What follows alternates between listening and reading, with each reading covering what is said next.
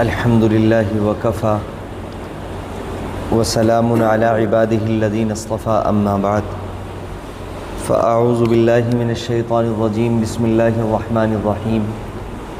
یا ایہا الذین آمنوا کتب علیکم الصیام کما کتب علی الذین من قبلکم لعلکم تتقون وقال سبحانہ وتعالی فی مقام آخر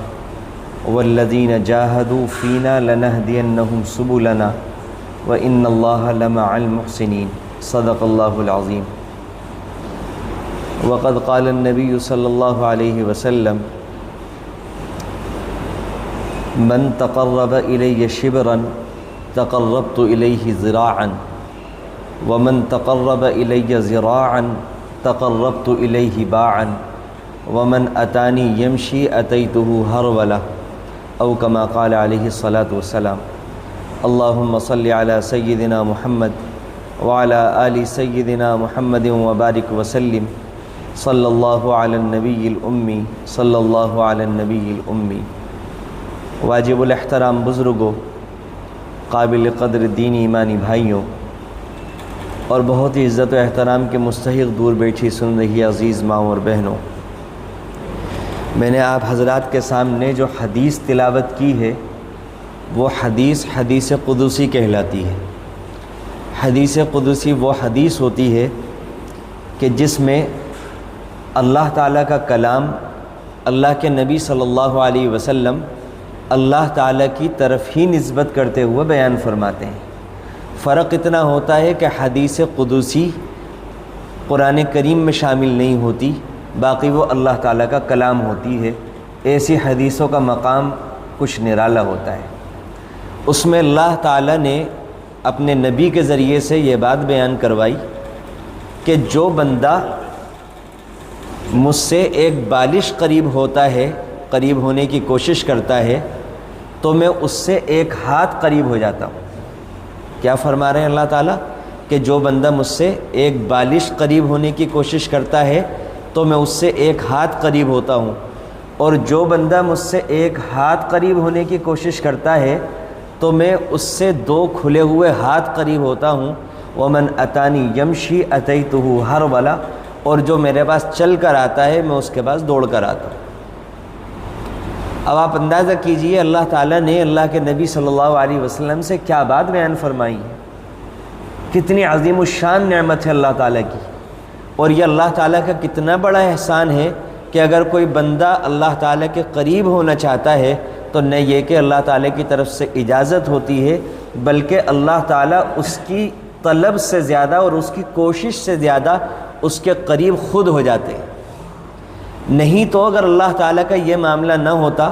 تو اللہ تعالیٰ تک کس میں مجال تھی اور کس میں طاقت تھی کہ اللہ تعالیٰ کے قریب ہو جاتا۔ آپ دیکھیے کہ ہم اگر یہ چاہیں کہ اپنے ملک کے پرائم منسٹر سے ملاقات کر لیں تو زندگی گزر جائے گی، ایک عام بندے کی وہ ملاقات نہیں کر سکتا، بہت مشکل، قریب ناممکن ہے۔ اور اگر کوئی اللہ تعالیٰ کے قریب ہونا چاہے تو پھر تو اگر اصول اور طریقے پر چلیں، اگر اللہ تعالیٰ کی رحمت نہ ہو تو کہاں بندہ اور کہاں اللہ تعالیٰ، کیا نسبت ہے بندے کو اللہ تعالیٰ سے؟ اس اعتبار سے تو اگر دیکھا جائے تو بندہ کسی فرشتے کے قریب نہیں ہو سکتا، اللہ تعالیٰ کے قریب ہونے کی تو بات ہی الگ ہے۔ لیکن اللہ تعالیٰ کی رحمت ہے، اللہ تعالیٰ کا کرم ہے، ان کا لطف اور مہربانی ہے کہ وہ بندوں کو اپنے قریب ہونے کی اجازت ہی نہیں دیتے، بلکہ یہ فرماتے ہیں کہ اگر کوئی بندہ قریب ہونے کے لیے ذرا سی کوشش کرے گا تو جتنی وہ کوشش کرے گا اس سے زیادہ ہم اس کے قریب ہو جاتے ہیں۔ اس پوری حدیث کا خلاصہ یہ ہے کہ بندہ ذرا سی توجہ کرے گا، جتنی بندہ توجہ کرے گا اس سے 2 گنا 3 گنا زیادہ ہم اس کی طرف توجہ کریں گے۔ یہ اس حدیث کا خلاصہ ہے۔ اب اس حدیث سے یہ بات سمجھ میں آتی ہے کہ اگر کوئی بندہ اللہ تعالیٰ کی عبادت کرتا ہے، اللہ تعالیٰ کو منانے کی کوشش کرتا ہے تو اللہ تعالیٰ اسے عبادتوں کی توفیق دے دیتے ہیں۔ اگر کوئی بندہ اللہ تعالیٰ کو منانے کے لیے، راضی کرنے کے لیے عبادت کرنے کی کوشش کرتا ہے، وہ یہ چاہتا ہے کہ میں اللہ تعالیٰ کی عبادت اور بندگی کروں، تو اللہ تعالیٰ اسے عبادتوں کی توفیق دے دیتے ہیں۔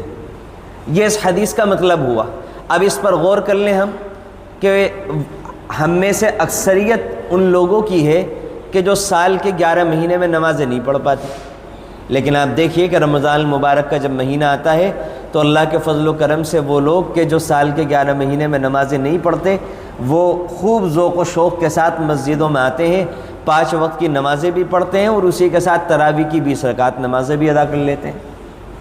اور 1 گھنٹے سوا گھنٹے کی یہ جو اضافی نماز ہے اس کو خوب ذوق و شوق کے ساتھ ادا کر لیتے ہیں۔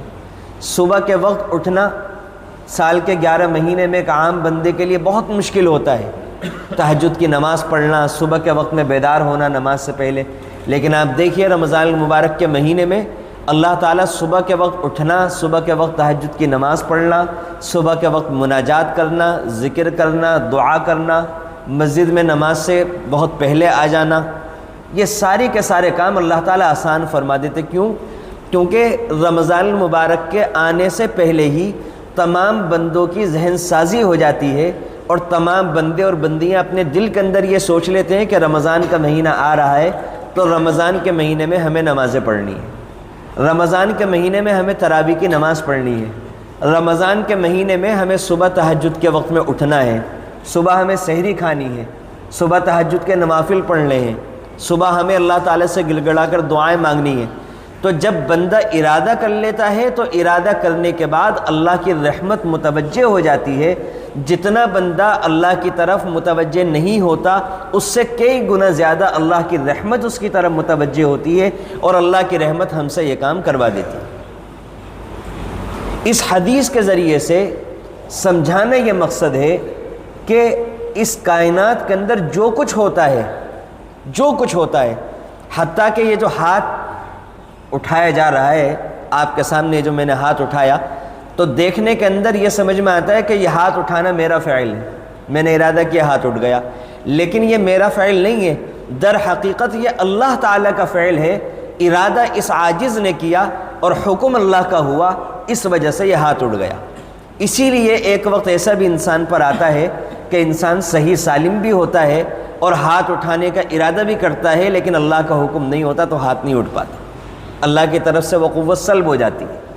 تو ہم اور آپ جو بولتے ہیں تو دیکھنے میں ایسا محسوس ہوتا ہے کہ ہم اور آپ ارادہ کر رہے ہیں، ہم بول رہے ہیں، لیکن صرف ارادہ ہمارا ہوتا ہے اور اللہ کی رحمت متوجہ ہوتی ہے اور اللہ تعالیٰ زبان کو بولنے کی قوت اور طاقت عطا فرماتے ہیں اور پھر زبان بولتی ہے۔ لیکن یہ جو اسباب اختیار کرنے کا ہمیں حکم ہے، ان اسباب کا معاملہ اتنا ہے کہ ان اسباب کے ذریعے سے اللہ تعالیٰ کی رحمت بندوں کی طرف متوجہ ہوتی ہے اور بندہ جو کرنا چاہ رہا ہوتا ہے اللہ تعالیٰ اس کام کا فیصلہ فرما دیتے ہیں، حکم فرما دیتے ہیں، وہ کام ہو جاتا ہے۔ جیسا کہ اس عاجز نے آپ کے سامنے مثال عرض کی کہ رمضان کے مہینے میں آخر کیا بات ہے، ہم اور آپ ہی تو ہوتے ہیں جو نماز نہیں پڑھتے لیکن رمضان کے مہینے میں پڑھنے لگتے ہیں، ہم اور آپ ہی تو ہوتے ہیں جو صبح کے وقت میں کبھی نہیں اٹھتے لیکن رمضان میں بلا ناغہ 30 دن اٹھتے ہیں۔ یہ بات ہے جو حدیث میں راز بیان کیا گیا کہ جب بندہ سچے دل سے ارادہ کر لے گا، پکی نیت کر لے گا، دل میں ارادہ کر کے ٹھان لے گا کہ نہیں مجھے یہ کام کرنا ہے تو اللہ کی رحمت شامل حال ہو جائے گی اور بندے کے لیے وہ کام کرنا آسان ہو جائے گا۔ اب یہیں سے ہم یہ بات سمجھ لیں کہ جو بندے رمضان میں یہ نیت کر لیتے ہیں کہ ہم رمضان کے بعد بھی اسی طرح نمازیں پڑھتے رہیں گے، ہم رمضان کے بعد بھی اسی طرح گناہوں سے بچتے رہیں گے، ہم رمضان کے بعد بھی اسی طرح دعا مانگتے رہیں گے، ہم رمضان کے بعد بھی اسی طرح تہجد کی نماز پڑھتے رہیں گے، تو جو یہ ارادے کر لیتے ہیں اللہ تعالیٰ ان کے ارادوں کو پورا کرنے کا سامان فرما دیتے ہیں۔ اور جو بندے ارادہ ہی نہیں کرتے تو اللہ تعالیٰ کا نظام یہ ہے کہ پہلے بندوں تمہیں ارادہ کرنا پڑے گا، بعد میں میری مدد شامل حال ہوگی۔ اگر تم ارادہ نہیں کرو گے تو مجھے کوئی ضرورت نہیں ہے، میں اپنی مدد شامل حال نہیں کروں گا۔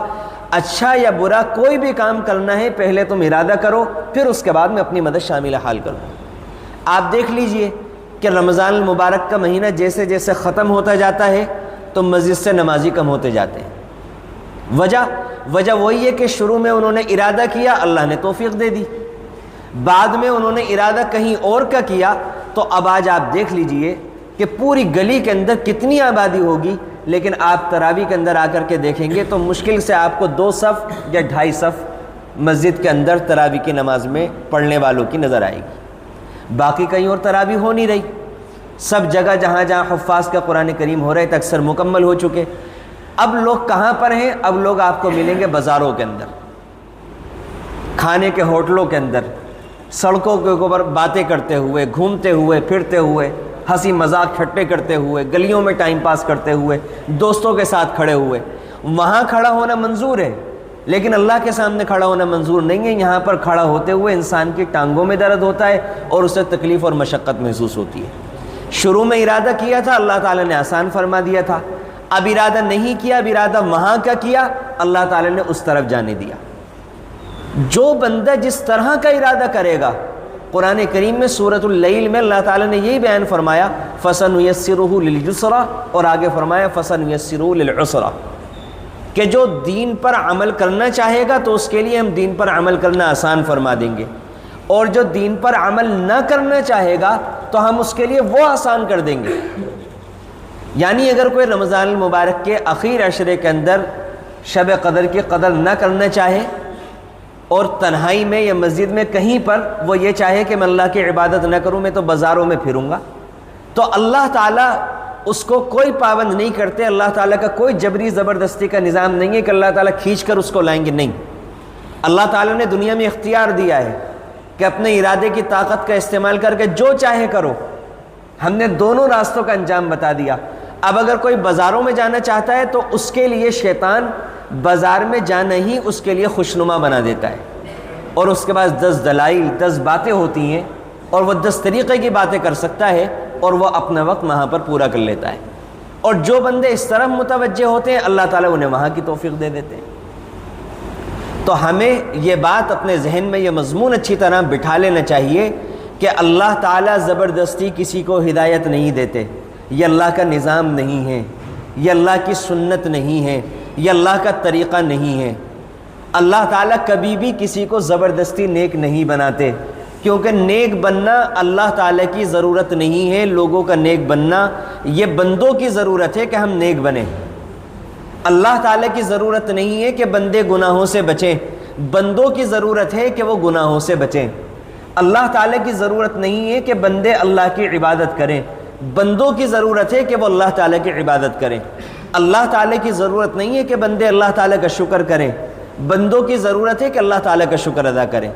اب جس بندوں کو ان باتوں کا احساس ہوتا ہے اور وہ اس طرف توجہ دیتے ہیں تو اللہ تعالیٰ توفیق دے دیتے ہیں، اور جو بندے ان باتوں کی ناقدری کرتے ہیں اور ان کی جگہ شکر کی جگہ ناشکری کی طرف متوجہ ہوتے ہیں، عبادت کے بجائے گناہوں کی طرف متوجہ ہوتے ہیں، تو اللہ تعالیٰ اس بندے اور بندی کو انہی کے حوالے کر دیتے ہیں کہ ہمیں ضرورت نہیں ہے، جب تمہیں محسوس ہو ضرورت لگے تم ہم سے دعا کرو گے، ہماری طرف متوجہ ہوگے تو ہم توفیق دیں گے، نہیں تو نہیں دیں گے۔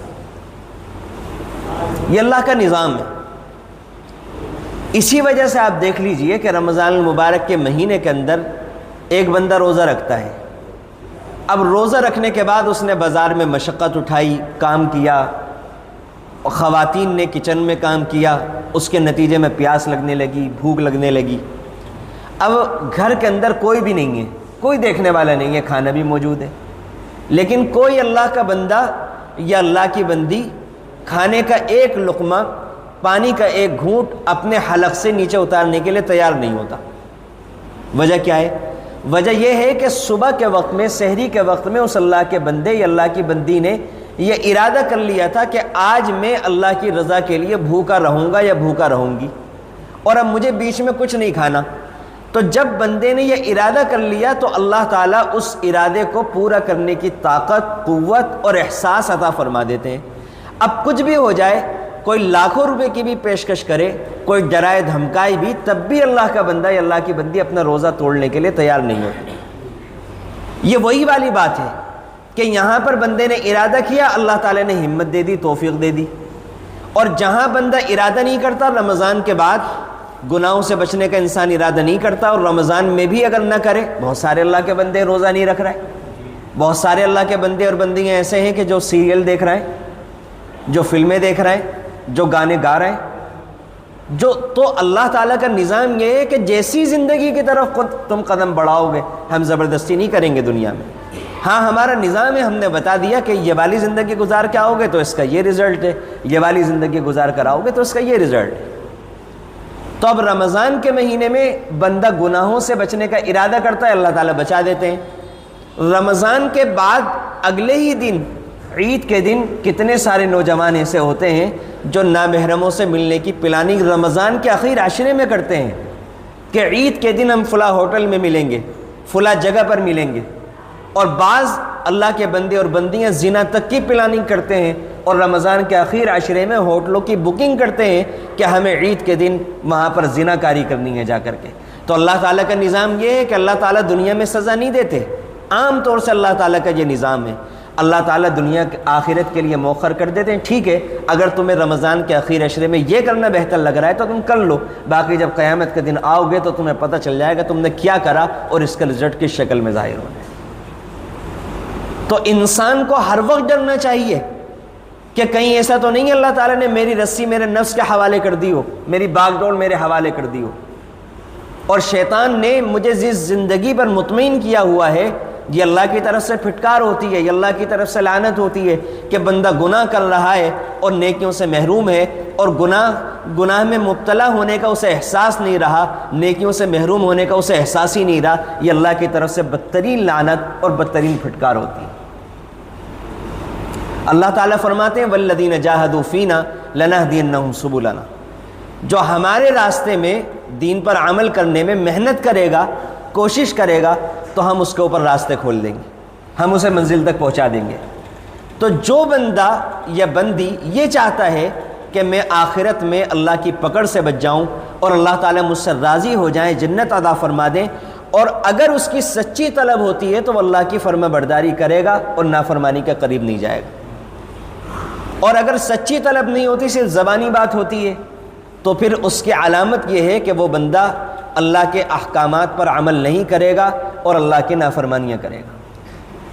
شوق ہی نہیں ہوگا، اس کے اندر طلب ہی نہیں ہوگی۔ تو جو بھی بندہ یا بندی رمضان میں یا غیر رمضان میں نیک عمل کرنے کی کوشش کرے گا، اللہ تعالیٰ توفیق دے دیں گے۔ یہ نفس کا دھوکہ ہے کہ بھئی رمضان میں ہو جاتا ہے، رمضان کے بعد نہیں ہوتا، نہیں، اللہ تعالیٰ وہی ہیں، ساری چیزیں وہی ہیں، اللہ کی قدرت وہی ہے، اللہ کی رحمت وہی ہے۔ مسئلہ ہماری طرف سے پیدا ہوتا ہے، کمی ہماری طرف سے پیدا ہوتی ہے کہ رمضان میں ہم نے ارادہ کیا ہوتا ہے تو اللہ تعالیٰ کروا دیتے ہیں، رمضان کے بعد ارادہ نہیں کیا ہوتا تو نہیں ہوتا۔ یہ ارادے کی قوت اللہ تعالیٰ کی طرف سے بہت بڑی دی ہوئی نعمت اور بہت بڑی قوت ہے۔ ایک ارادہ ہی تو ہوتا ہے کہ انسان گھر میں یہ ارادہ کرتا ہے کہ مجھے یہ کام کرنا ہے، مجھے وہاں جانا ہے، مجھے فلاں ملک میں جانا ہے، ارادہ کر لیتا ہے، اور ارادہ کرنے کے بعد باقی کے مراحل اللہ تعالیٰ آسان کر دیتے ہیں۔ ایک انسان ہے بیٹھے بیٹھے، ایک انسان تو ارادہ کرنے کے بعد دوسرے ملک چلا جاتا ہے، اور ایک انسان ہے کہ اگر اسے لال کنویں کے بازار پر بھی جانا ہو اور وہ بیٹھے بیٹھے اپنے ذہن پر یہ حاوی کرتا رہے کہ بھئی میں کیسے جاؤں گا، روزہ ہے، بھوک لگ جائے گی، پیاس لگ جائے گی، تھک جاؤں گا، اگر وہ ان باتوں کو سوچے گا تو اسے اتنا مشکل لگے گا، اتنا مشکل لگے گا، اور پھر اگر اس کے بعد اگر وہ یہ سب سوچ کر چلا گیا تو واقعی بیمار بھی ہو جائے گا، تھک بھی جائے گا اور سب کچھ ہو جائے گا۔ جیسا انسان سوچے گا، جیسا ارادہ کرے گا، اس کے ساتھ ویسا معاملہ ہونے لگتا ہے، جیسا سوچتا ہے انسان اس کو ویسا محسوس ہونے لگتا ہے۔ تو جو بندے یا بندیاں یہ سوچتے ہیں کہ دین پر عمل کرنا آسان ہے اور ہم کوشش کریں گے اللہ تعالیٰ توفیق دے دیتے ہیں تو دے دیتے ہیں، آسان ہو جاتا ہے، اور جو بندے یہ سمجھتے ہیں بہت مشکلیں نہیں ہو سکے گا تو ویسا ہو جاتا ہے۔ آپ اس کو ایک مثال کے ذریعے سے سمجھ لیجئے کہ ہم دیکھتے ہیں کہ ایک چھوٹا بچہ ہوتا ہے، جب وہ چلنا شروع کرتا ہے تو ماں باپ اسے ذرا چند قدموں کے فاصلوں پر کھڑا کر دیتے ہیں، اور پھر ماں یا باپ بچے کو بلا کر ہاتھوں سے بھی اشارہ کرتے ہیں اور محبت کے ساتھ اسے بلاتے ہیں کہ بیٹے ہماری طرف چل کر آؤ، تاکہ بچہ چلنا سیکھے۔ اب بچہ جب چلنا شروع کرتا ہے تو اسے چلنا نہیں آتا، وہ لڑکھڑاتے قدموں کے ساتھ ایک آدھ یا دو قدم بڑھا پاتا ہے اور پھر گرنے کے قریب ہو جاتا ہے، تو ماں باپ اس بچے کو گرنے نہیں دیتے بلکہ گرنے سے پہلے گود میں اٹھا کر اس کی منزل تک پہنچا دیتے ہیں۔ بالکل یہی معاملہ اللہ تعالیٰ کا ہے کہ اللہ تعالیٰ کو معلوم ہے کہ ہم کتنے کمزور ہیں، شیطان بھی لگا ہوا ہے، نفس بھی لگا ہوا ہے، ماحول کے برے اثرات بھی ہمارے ساتھ ہیں، نفسانی شیطانی تقاضے بھی ہمارے ساتھ ہیں، پیٹ بھی ہمارے ساتھ لگا ہوا ہے، کاروباری ضروریات ہیں، گھریلو ضروریات ہیں، تو اللہ تعالیٰ بھی بس اتنا ہی چاہتے ہیں کہ تم اس بچے کی طرح لڑکھڑاتے قدموں کے ساتھ مجھے کوشش تو کر کے دکھاؤ، اتنا تو کرو۔ اگر تم اتنی طلب دکھا دو گے، لڑکھڑاتے قدموں کے ساتھ ہماری طرف آنے کی کوشش کرو گے، والذین جاہدوا فینا لنہدینہم سبلنا، تو پھر ہم اپنی رحمت کی آغوش میں گود میں لے کر تمہیں منزل مقصود تک پہنچا دیں۔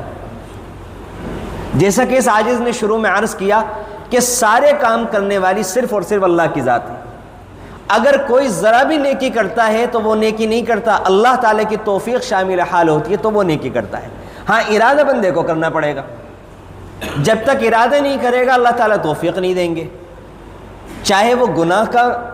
آسان ہونا ہو یا نیکی کا آسان ہونا ہو۔ بندہ ارادہ کرتا ہے گناہ کا یا نیکی کا، اللہ کا نظام ہے، گناہ کا ارادہ کرو گے اللہ تعالیٰ وہ کرنا آسان کر دیں گے، نیکی کا ارادہ کرو گے تو وہ آسان کر دیں گے۔ یہ اللہ نے اختیار دیا ہے کہ ہم زنا کے راستے سے اپنی جنسی خواہش پوری کرنا پسند کرتے ہیں، نکاح کے راستے سے۔ اگر نکاح کی طرف جانا چاہیں گے اللہ تعالیٰ وہ اسباب بنا دیں گے، زنا کی طرف جانا چاہیں گے اللہ تعالیٰ وہ راستے کھول دیں گے۔ اسی کی آزمائش کے لیے ہم دنیا کے اندر بھیجے گئے ہیں، اسی کے لیے جنت ہے اور اسی کے لیے جہنم ہے۔ اختیار کا صحیح استعمال کریں گے تو جنت، اور اختیار کا غلط استعمال کریں گے تو جہنم۔ تو انسان کے ذہن میں، ہمارے ذہن میں یہ مضمون اللہ کرے بیٹھ جائے کہ اللہ کی رحمت کا یہ معاملہ ہے کہ اگر کوئی ایک بالش اللہ کی طرف متوجہ ہوتا ہے تو اللہ تعالیٰ ایک ہاتھ اس کی طرف متوجہ ہوتے ہیں، جو ایک ہاتھ اللہ کی طرف متوجہ ہوتا ہے تو اللہ تعالیٰ دو ہاتھ متوجہ ہوتے ہیں، جو اللہ کی طرف چل کر آتا ہے اللہ کی رحمت اس کی طرف دوڑ کر جاتی ہے۔ اسی لیے اللہ کے نبی علیہ السلام نے فرمایا لا تحقرن من المعروف شیئا، نیکی کے کسی بھی کام کو حقیر نہ سمجھو۔ سڑک پر ہم جا رہے ہیں، کوئی اینٹ پڑی ہوئی ملی، کوئی پتھر کا ٹکڑا پڑا ہوا ملا، کوئی کوڑے کی تھیلی پڑی ہوئی ملی، کیلے کا چھلکا پڑا ہوا ملا۔ اب انسان سوچتا ہے کہ بھئی یہ اتنی سی نیکی کر کے مجھے کیا مل جائے گا، میں تو اتنا گنہگار ہوں، نمازیں میں پڑھتا نہیں، فلا گناہ میں کرتا ہوں، تو ایک نیکی کر کے میں کوئی جنت میں تو چلا نہیں جاؤں گا۔ تو اللہ کے نبی صلی اللہ علیہ وسلم نے فرمایا کہ نیکی کے کسی بھی کام کو حقیر مت سمجھنا، تم تو اس کو اس نظر سے دیکھو کہ تم یہ والی جو نیکی کرو گے تو تم نے ایک بالش اللہ کی طرف قدم اٹھایا تو اللہ تعالیٰ ایک ہاتھ تمہاری طرف متوجہ ہو جائیں گے۔ فاذکرونی اذکرکم، قرآن کریم میں کہ تم مجھے یاد کرو میں تمہیں یاد کروں گا۔ جو بندہ اللہ تعالیٰ کو خوشی کے زمانے میں یاد کرتا ہے اللہ تعالیٰ اسے مصیبتوں کے زمانے میں یاد رکھتے ہیں۔ جو بندہ اللہ تعالیٰ کو خوشی کے زمانے میں یاد رکھتا ہے اللہ تعالیٰ اسے مصیبتوں اور پریشانی کے زمانے میں یاد رکھتے ہیں۔ پکی بات ہے، حدیث میں آتا ہے کہ جب تک بندہ اللہ تعالیٰ کی طرف متوجہ رہتا ہے اللہ تعالیٰ اس کی طرف متوجہ رہتے ہیں۔ بندہ دنیا کے مجمع میں اللہ تعالیٰ کو یاد کرتا ہے اللہ تعالیٰ فرماتے ہیں کہ میں تم سے بہتر مجمع میں یعنی فرشتوں کے مجمع میں تمہارا تذکرہ کرتا ہوں۔ اسی لیے علماء نے فرمایا کہ اگر کوئی بندہ یہ جاننا چاہے کہ اس وقت اللہ تعالیٰ کیا کر رہے ہیں تو وہ اللہ تعالیٰ کو یاد کرنا شروع کر دے تو وہ کہہ سکتا ہے کہ اللہ تعالیٰ بھی مجھے یاد کر رہے ہیں۔ فاذکرونی اذکرکم، تم مجھے یاد کرو گے میں تمہیں یاد کروں گا۔ کتنی بڑی نعمت ہے اللہ تعالیٰ کی کہ انسان اللہ کی طرف متوجہ ہو تو اللہ تعالیٰ اس کی طرف متوجہ ہوتے ہیں۔ دنیا میں اگر کسی کے پاس ذرا سا مال آ جائے، ذرا سا عہدہ آ جائے تو آپ دیکھیے کہ ان کے اندر کتنا غرور، کتنا گھمنڈ آ جاتا ہے عام طور سے کہ کوئی بندہ، کوئی چھوٹے درجے کا بندہ، کوئی غریب فقیر بندہ اگر ان کی طرف متوجہ ہونا چاہے متوجہ نہیں ہوتا۔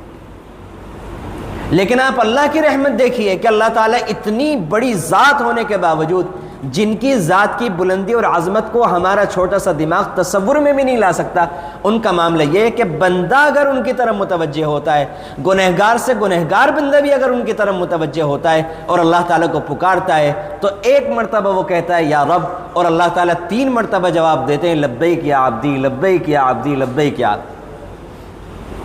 اگر پھر بھی ہم ان کی رحمتوں کی قدر نہ کریں، اگر پھر بھی ہم ان کی نعمتوں پر قربان نہ ہو جائیں اور ان کی نعمتوں کی قدر نہ کریں اور ان کی رحمتوں کے بجائے، ان نعمتوں کے بجائے، قرآن کے بجائے ہم بازاروں کا رخ کریں اس مبارک عشرے کے اندر، ایک تو ہوتا ہے بازاروں میں ضروریات کے لیے جانا، جو اس زمانے کے اندر تقریباً نوجوانوں کا تو بالکل ناپید سا ہو گیا ہے، اور ایک ہوتا ہے بالکل صاف اگر کہیں آوارہ گردی کے لیے بازاروں کے اندر جانا، جو اس زمانے میں بے انتہا ہو رہا ہے، بے مقصد صرف آنکھوں کا زنا کرنے کے لیے جانا، زبان کا زنا کرنے کے لیے جانا، کانوں کا زنا کرنے کے لیے جانا۔ ایک تو ہے کہ شب قدر کے اندر انسان نے عشاء کی نماز پڑھی باجماعت اور پھر گھر کے اندر جا کر کے سو گیا، فجر کی نماز پڑھ لی اٹھ کر کے باجماعت، سحری کے وقت اٹھ کر کے کچھ اللہ سے دعا کر لی۔ اور ایک انسان وہ ہے کہ جس نے اس مبارک رات میں نماز پڑھی لیکن نماز پڑھنے کے بعد وہ گناہوں کی طرف نکل گیا۔ یہ انسان کہ جس نے کوئی عبادت نہیں کی اور صبح کے وقت میں اٹھ کر کے ذرا سا اللہ کی طرف متوجہ ہو گئے، یہ اس سے ہزاروں گنا بہتر ہے۔ اس نے کم سے کم اس نعمت کی اتنی ناقدری بے ادبی تو نہیں کی۔ ایک انسان وہ ہے کہ اللہ تعالیٰ تو ان راتوں میں آوازیں لگا رہے ہیں، ہے کوئی مغفرت مانگنے والا؟ یہ بندہ اپنے عمل سے کہہ رہا ہے کہ میں مغفرت تو کیا مانگوں گا، میں تو بھی گناہ کر رہا ہوں۔ یہ بندہ اپنے عمل سے کہہ رہا ہے کہ ہمیں آپ کی ندا کی ضرورت نہیں ہے، ہمیں نہیں بخشوانے گناہ، ابھی تو ہم گناہوں میں مبتلا ہیں، ابھی تو ہم گناہ اور کر رہے ہیں۔ اللہ تعالیٰ آواز لگوا رہے ہیں کہ ہے کوئی رزق کا طالب، میں رزق دے دوں، اور بندے پریشان پھر رہے ہیں رزق کے لیے، اس سے دعا اس سے دعا، اس سے تدبیر پوچھ رہے ہیں اس سے تدبیر پوچھ رہے ہیں، اس در کے اوپر بھیک مانگ رہے ہیں اس در کے اوپر کھڑے ہوئے ہیں، لیکن اللہ کے در سے جہاں سے سب کچھ بندوں کو ملنا ہے اور اللہ کی طرف سے اعلان ہو رہا ہے، لیکن توفیق نہیں ہے اس بات کی، توجہ نہیں ہے اس بات کی کہ تنہائی کے کونے میں، گھر کے کونے میں مصلی بچھا کر 2 رکعت 4 رکعت 6 رکعت 8 رکعت جیسی اللہ تعالیٰ توفیق دیں، کچھ ذکر اذکار، کچھ قرآن کی تلاوت اور اللہ سے گڑ گڑا کر التجائیں کریں، اللہ کی منتیں کریں، اللہ سے دعائیں کریں کہ اللہ ہمیں بخش دیجیے۔ ہمارے گناہوں کی وجہ سے جو ہمارے گھروں میں بے برکتیاں آ گئی ہیں، یہ بے دینی کا آ جانا یہ بدترین بے برکتی ہے، بے دینی کا آ جانا یہ بدترین نحوست ہے۔ آج کسی بھی انسان کو اگر یہ پتہ چل جائے کہ کسی نے اس کے اوپر کچھ کروا دیا، کوئی انسان ایسے بھی کہہ دے، تو وہ انسان پریشان ہو جاتا ہے کہ بھئی شیطان کے اثرات ہو گئے۔ بھئی شیطان کا اس سے بڑا اثر کیا ہوگا کہ ہم نے سچ کی جگہ جھوٹ بولنا شروع کر دیا، یہ تو یقینی اثر ہے۔ وہ والا اثر جو کہا جا رہا ہے اس کا تو ایک عام بندے کو پتہ بھی نہیں چلتا کہ یہ والا اثر ہے یا نہیں ہے، لیکن گھر سے پردہ نکل گیا، گھر سے قرآن کی تلاوت نکل گئی، پورا گھر بے نمازی بن گیا، ناشکرہ بن گیا، گناہوں کی طرف بھرپور طریقے پر متوجہ ہو گیا، گھر میں قرآن نہیں کھلتا، ٹی وی کھل رہا ہے، یہ سب شیطانی اثرات ہو گئے۔ اس کو کوئی سمجھتا ہی نہیں کہ یہ شیطانی اثرات ہیں۔ ان شیطانی اثرات کے دور کرنے کی فکر ہے کہ جن کا پتہ بھی نہیں ہوئے ہیں یا نہیں، اور جن کی علامتیں بالکل ظاہر ہیں، اس کو انسان سمجھنے کے لیے بھی تیار نہیں ہے کہ یہ شیطانی اثرات ہیں۔ تو اس لیے کسی بھی نیکی کو انسان کو حقیر نہیں سمجھنا چاہیے، اور جو بھی نیکی کا کام انسان کے سامنے ہو تو اس نیکی کو انسان یہ سمجھے کہ یہ اللہ کے قریب ہونے کا اللہ تعالیٰ نے مجھے موقع عطا فرمایا ہے۔ اور وہی والی بات جو اس پورے مضمون کا خلاصہ ہے کہ اگر ہمیں ضرورت ہے اللہ کی طرف متوجہ ہونے کی تو اللہ کی رحمت اس سے زیادہ متوجہ ہوتی ہے، اور اگر ہم بے نیازی دکھاتے ہیں تو اللہ تعالیٰ کو ضرورت نہیں ہے۔ بہت سی مرتبہ ایسا ہوتا ہے جس کی وجہ سے ہم سب کو غلط فہمی ہوتی ہے کہ ہم اللہ کی نافرمانیاں کر رہے ہیں اور اللہ کی طرف نہیں آتے، کیونکہ ہمیں رزق مل رہا ہے۔ تو سمجھ لیں اچھی طرح کہ اللہ کی نافرمانی کے ساتھ اگر رزق مل رہا ہے تو وہ اللہ کی رحمت کی وجہ سے نہیں ہے، بلکہ وہ اللہ کی پکڑ کی وجہ سے۔ اس کی یہ عاجز اس طرح مثال دیا کرتا ہے کہ آپ دیکھیے کہ چوہے دان کے اندر ہم چوہیا کے لیے روٹی لگاتے ہیں دیسی گھی لگا کر، کیونکہ وہ چوہیا گھر میں جو سامان ہے وہ مالک کی مرضی کے خلاف استعمال کر رہی ہے، تو وہ اس کے لیے دیسی گھی لگا کر چوہے دان کے اندر روٹی لگاتا ہے۔ اب چوہیا یہ سمجھتی ہے کہ میرا تو بہت اچھا کام ہو گیا اور مجھے دیسی گھی کی روٹی بغیر محنت کے آج مل گئی۔ اب وہ وہاں جاتی ہے اور کھانا شروع کرتی ہے، چند لقمے کھا لیتی ہے، پھر وہ روٹی جب نیچے سے کم ہو جاتی ہے تو اسے اچکنا پڑتا ہے، جب وہ اچکتی ہے تو وہ تار ہلتا ہے اور چوہے دان بند ہو جاتا ہے۔ تب جا کر کے اسے پتہ چلتا ہے جب آخری نوالے پر وہ پہنچتی ہے کہ یہ جو روٹی تھی یہ میرے لیے بطور نعمت نہیں تھی، یہ میرے لیے زندگی کا ذریعہ نہیں تھی، تو میرے لیے موت کا پیغام تھی۔ اسی طرح اللہ کی نافرمانی کے بعد بھی اگر کسی کو رزق مل رہا ہے، عزتیں مل رہی ہیں، تو وہ خوش ہونے کی بات نہیں ہے، وہ گھبرانے کی بات ہے کہ پتہ نہیں وہ کون سا آخری لقمہ ہوگا جس پر یہ چوہے دان بند ہو جائے گا اور پھر پکڑ کر کے ہلاک کر دیا جائے گا۔ شکاری جب مچھلی کا شکار کرتا ہے تو اس کے لیے مچھلی یا کوئی کیڑا لگا دیتا ہے۔ اب آپ سمجھ لیجئے کہ اگر مچھلی کی ماں مچھلی کو بتائے کہ بیٹے لالچ میں مت جانا، کنارے پر شکاری آتے ہیں شکار کرنے کے لیے، وہ مچھلی لگائیں گے، تم جانا نہیں۔ اب وہ مچھلی جو ناتجربہ کار ہے وہ مچھلی چاروں طرف چکر لگائے، مچھلی کی ماں اسے سمجھائے کہ بھئی تمہارا شکار ہو جائے گا، چھری سے ٹکڑے کیا جائے گا، آگ پر تمہیں جلایا جائے گا، بھونا جائے گا اور پھر دانتوں سے چبا چبا کر کھایا جائے گا، تو وہ مچھلی چکر لگا کر یہ کہ مجھے تو کہیں نہ چھری نظر آئی، نہ کہیں آگ نظر آئی، نہ کہیں دانت نظر آئے، نہ کوئی انسان نظر آیا، ماں ایسے ہی کہتی ہوگی، اور وہ اس کی طرف متوجہ ہو جائے اور وہاں جا کر کے پھر وہ اس کانٹے کے اوپر منہ لگا لے، اس مچھلی کے اوپر، کیڑے کے اوپر منہ لگا لے تو اسے کانٹا بھی نظر آ جاتا ہے، پھر اسے چھری بھی نظر آ جاتی ہے، پھر آگ بھی نظر آ جاتی ہے، دانت بھی نظر آ جاتے ہیں۔ تو بالکل یہی معاملہ اللہ تعالیٰ نے جو باتیں بیان فرمائی ہیں ان چیزوں کا ہے کہ آج کے زمانے میں نوجوانوں کو جب یہ قرآنی باتیں بتائی جاتی ہیں تو نوجوانوں کو شیطان یہ باور کراتا ہے کہ بھئی کوئی ایسی بات نہیں ہے، کہاں اللہ کا عذاب آ رہا ہے، کہاں رزق کی تنگی آ رہی ہے، ہمارا تو کاروبار بہت بڑھیا چل رہا ہے۔ تو آپ اور ہم یاد رکھیں، دلوں میں بٹھا لیں یہ بات کہ اللہ اپنی رحمت کی وجہ سے ڈھیل دیتے رہتے ہیں، اور جب اللہ کی پکڑ آتی ہے تو وہ عذاب بھی نظر آ جائے گا اور پھر وہ پکڑ بھی نظر آ جائے گی۔ پھر ایسی پکڑ آتی ہے کہ ساری جائیدادیں، ساری پراپرٹیاں، ساری جمع پونجیاں، سارا بزنس، سارا کاروبار، جو انسان یہ کہا کرتا تھا کہ اتنا ہے 7 پشتیں بھی کھائیں گی تو ختم نہیں ہوگا، وہ 4-5 سالوں میں، 2-3 سالوں کے اندر کہاں چلا جاتا ہے انسان کو سمجھ میں نہیں آتا۔